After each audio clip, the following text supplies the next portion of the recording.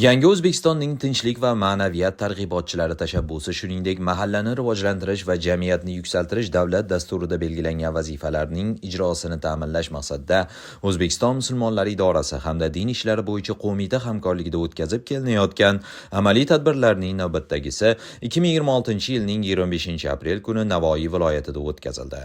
Tadbirga O'zbekiston musulmonlari idorasi raisi o'rinbosari Zayniddin domla Eshonqulov boshchilik qildi.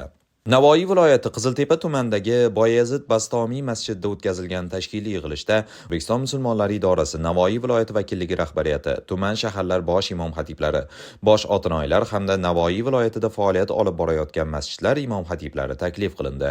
Ishchi guruh a'zolari Navoiy viloyati Qiziltepa tumanining 14 ta masjidi hamda 20 ta mahallasiga biriktirildi. Bir vaqtning o'zida masjidlarda hujjat yuritish holatini o'rganish uchun O'zbekiston musulmonlari idorasi moliyaviy nazorat va tahlil bo'limi xodimlari Navoiy viloyati vakilligi shahar va tumanlari bosh mutavallalari biriktirildi. Ishchi guruh a'zolari tomonidan viloyat vakilligi va masjidlarda Yashil makon umummilliy loyihasi doirasida 100 ga yaqin manzarali daraxtlar ekildi. Tadbir doirasida amaliyotda nazarda tutilgan yo'nalishlar bo'yicha quyidagi ishlar amalga oshirildi.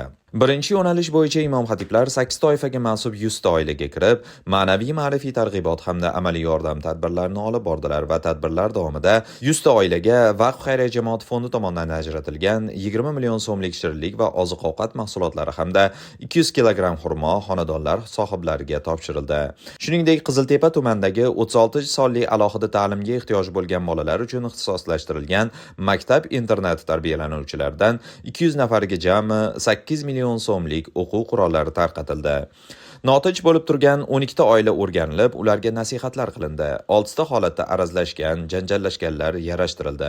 Uy-joy, mol-mulk, meros talashganlar murosaga keltirildi. 8 ta xonadonda jazoni ijro etish muassasalaridan ozod etilgan shaxslar bilan suhbatlashildi. Ular yurtimizda olib borilayotgan islohotlardan mamnun ekanliklarini bildirdilar. 15 ta xonadonda ichkilikka ruju qo'ygan shaxslar bilan suhbat o'tkazilib, sog'lom hayotga qaytishiga ko'maklashildi. 8 ta ajrim yoqasida turgan oilalar bilan suhbat o'tkazildi. 9 ta yosh keksa, nuroniysi bor. 9 ta yakka yolg'iz yashaydigan, kam ta'minlangan hamda nogiron, bemor, muhtoj bo'lgan 39 ta xonadonlarga kirib, holidan xabar olindi. Ikkinchi yo'nalish bo'yicha O'zbekiston musulmonlari idorasining moliyaviy nazorat va tahlil bo'limi mas'ul xodimlari tomonidan imom xatiblar faoliyati hamda masjidlarning moliyaviy holati o'rganildi.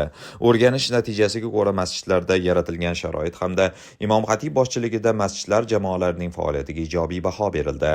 Mas'ullar tomonidan imom xatiblar uchun yashil energiya, masjidning moliyaviy ishlariga doir faoliyatini tartibga solish, ehson qutilarini zamonaviy elektron shaklga keltirish, tushumlar shaffofligini ta'minlash va oshirish hamda muqobil energiya manbalaridan unumli foydalanish bo'yicha zaruriy ko'rsatma va muhim tavsiyalar berib o'tildi. Shuningdek, masjidlarda faoliyat olib borayotgan 75 nafar mutavallilar ishtirokida masjidlarda moliyaviy xo'jalik ishlarini tartibga solish bo'yicha o'quv seminari o'tkazildi. Bundan tashqari, imom xatiblar faoliyatining samaradorligini yanada oshirish maqsadida Muftiy Uz platformasi yangilangan ko'rinishning taqdimoti qilindi.